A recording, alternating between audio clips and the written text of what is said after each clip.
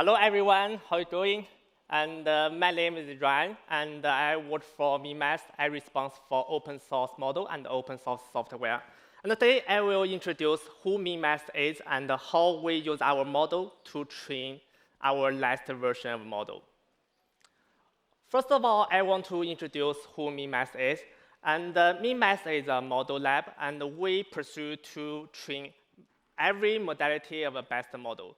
And we have the large language model M2.7, which is our flagship, and we just released it 2 weeks ago.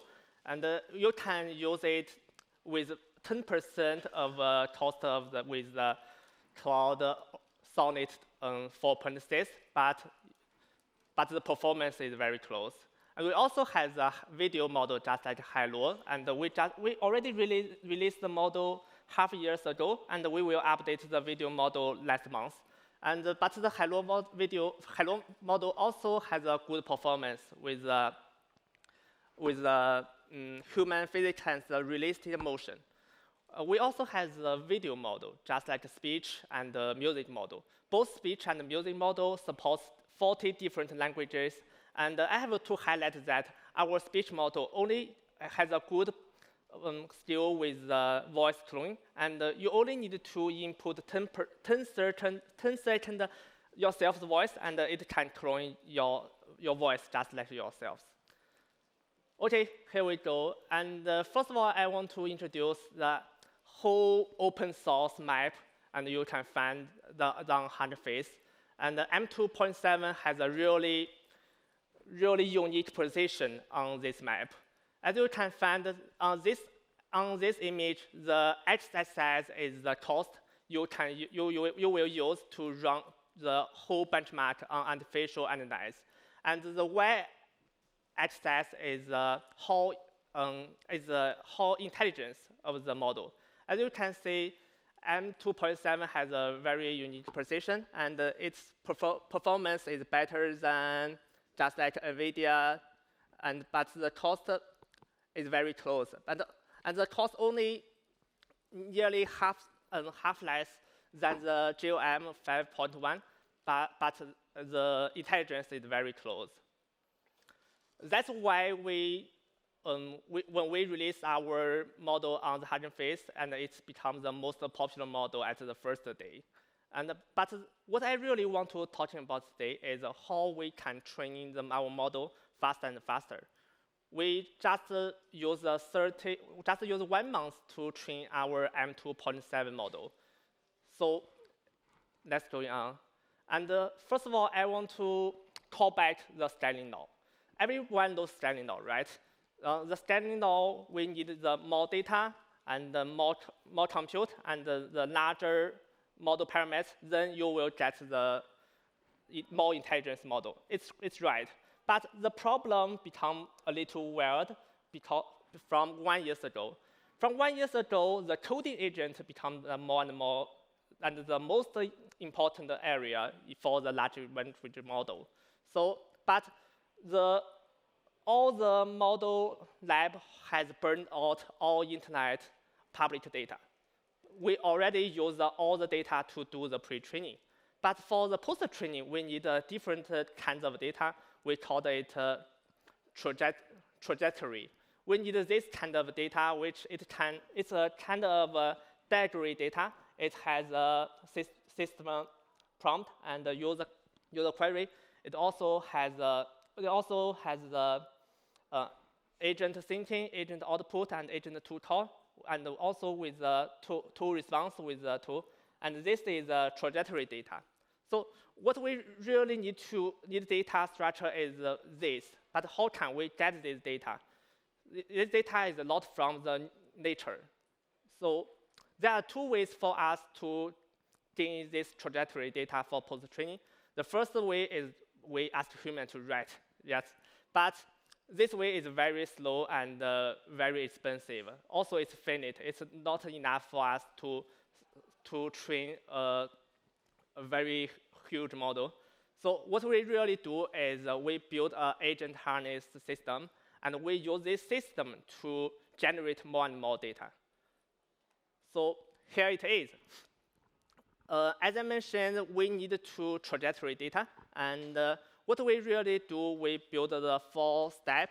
And the first step is that we build plenty of sandbox. And each sandbox, it runs a different agent. This agent just like cloud code, open code, open crawl, or something else. And we pursue every sandbox has very diversity. And we want our model don't overfit some feature, which our training pattern. So we use many different ways to pursue the diversity, just like each sandbox, even it has the same scaffold, but we give the different tool or different system prompt, and we try to as diversity as the data it can. After we run a query in a sandbox after many times, and it can generate a trajectory. Just like if we want to solve a coding problem, and it runs in our open code, and it can generate a coding problem trajectory. And also, if we want to solve some office problem, just like when we input a word, and we want to generate some PowerPoint or Excel, and also we can track the all trajectory together. And the second way is we need to collect all the trajectory and to pick which is the best. This is the most important way. So how do we pick the best trajectory? The first thing is that you must be success. This whole trajectory must follow the user instruction and the success to solve the problem. And the second way is we need to consider the cost efficiency and the cost time efficiency. And there are many rules for us to choose the best trajectory. And then you only use the best trajectory together to build them to the trained data set. And I think it's only no more than 1% of the data trajectory can be compressed into the training data set. And use this data set, we will train our last checkpoint into the next checkpoint.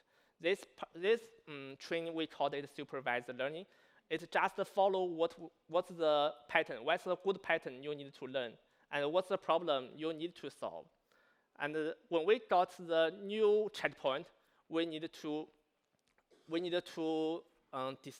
decide whether the checkpoint keep or drop it out. So we need to evaluate it.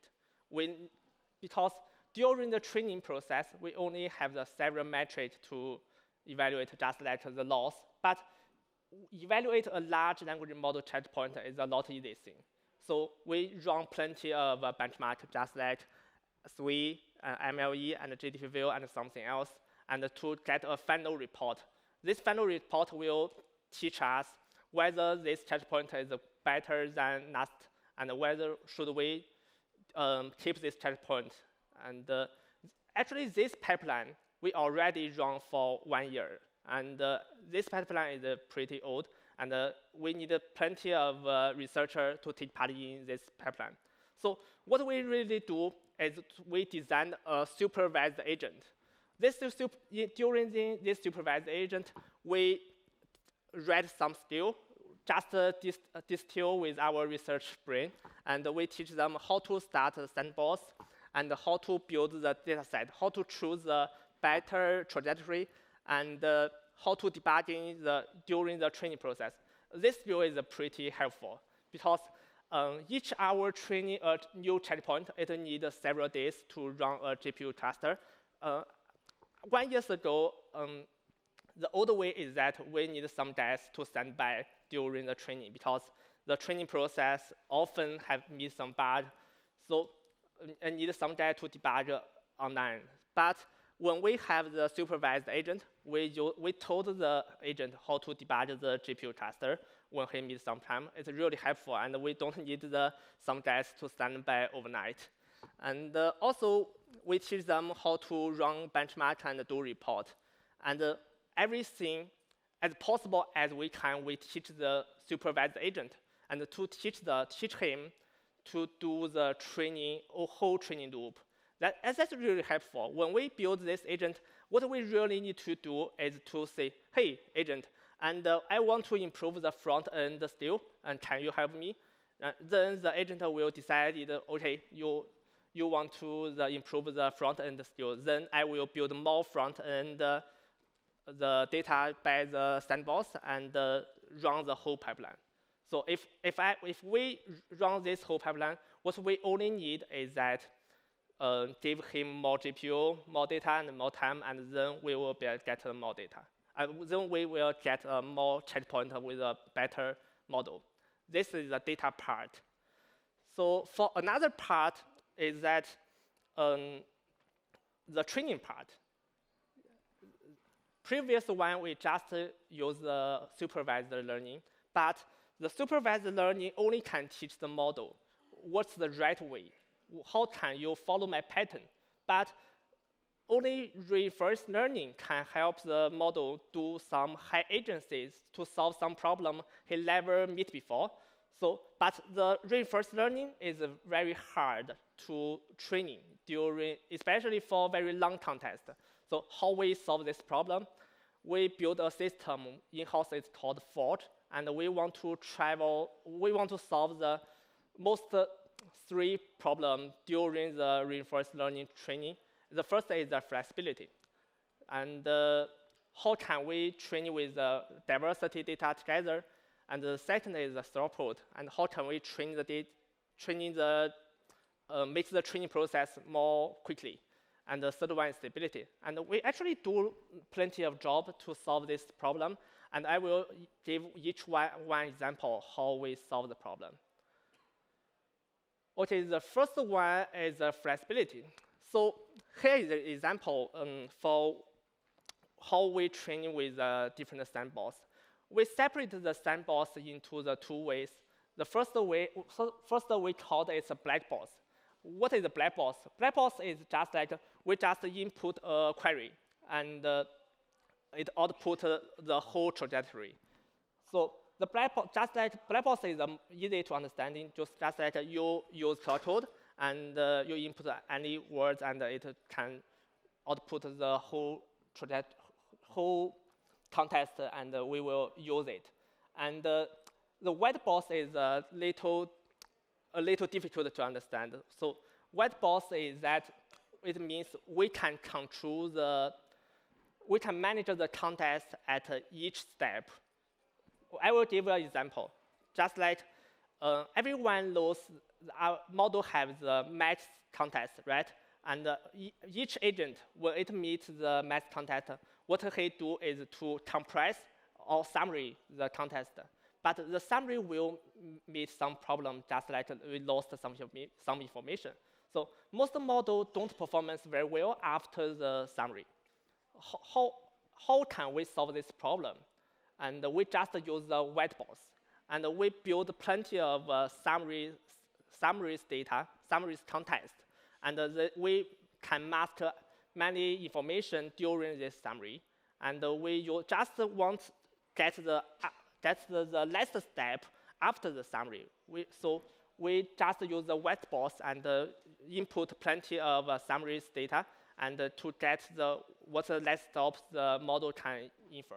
This is one example. And another example is that many models don't perform well after very long context. So what we can do is we just build very long context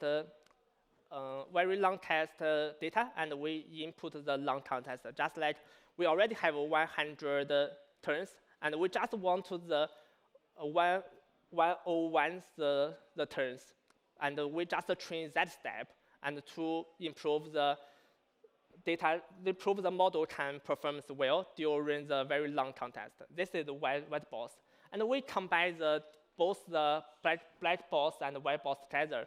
Use the same gateway, and the same gateway means that it's just like the it's just like the forward the model, and this gateway also will collect the data, collect the prompt ID, collect the response ID, and also we need the data pool to communicate how the reward of each turn, and we will communicate the reward into our train engine. The train engine is just like the back forward, and the train engine will synaptic the weight with the root engine, which means the forward. And this is independent, so it's very flexible. And the second part I want to introduce how we improve our throughput during the training. Everyone knows the TV cache during our using agent. So we meet the same problem. When we train the data, as I mentioned, there are plenty of trajectory, and as we trying to make the trajectory diversity, but we still meet some very similar trajectory. They have a very long common context. So the basic idea is that we just don't need to compute the long common context during the training, and we just build a new data structure called the preface tree, and we store with the preface tree, and we train with the preface tree. So the only training commute part is very small, and we just need to communicate with the last step, and it's a very single step, and we can communicate. And it's really works, and it has a 40 times speed up for our training.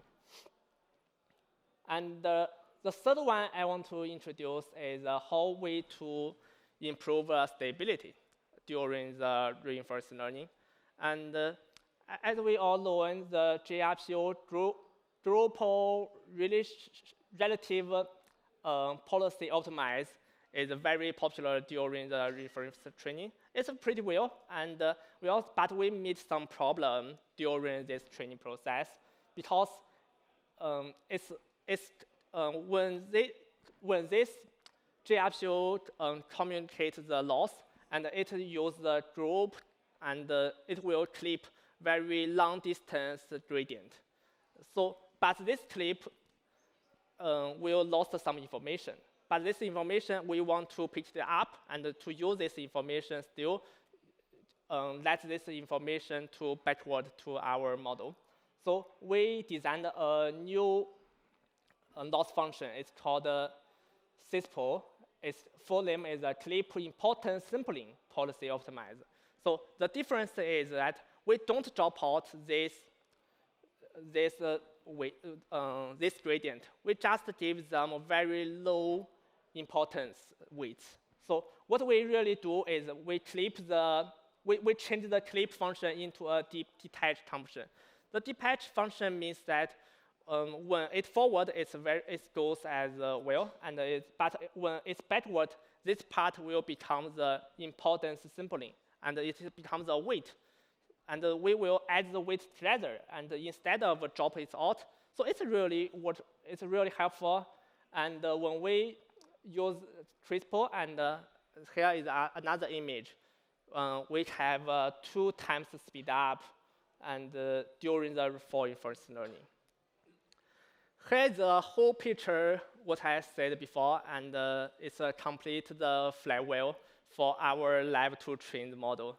Firstly, we use our model to build an agent, and the agent will generate the data.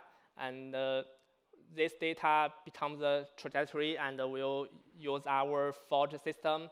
And the forge system will turn this data into the reinforcement learning signal. And use this signal, we will get the best data. And this loop starts, if this loop starts, the only thing we need is we need more GPU, and we will have the better model. That's all I want to share together. Thank you, everyone.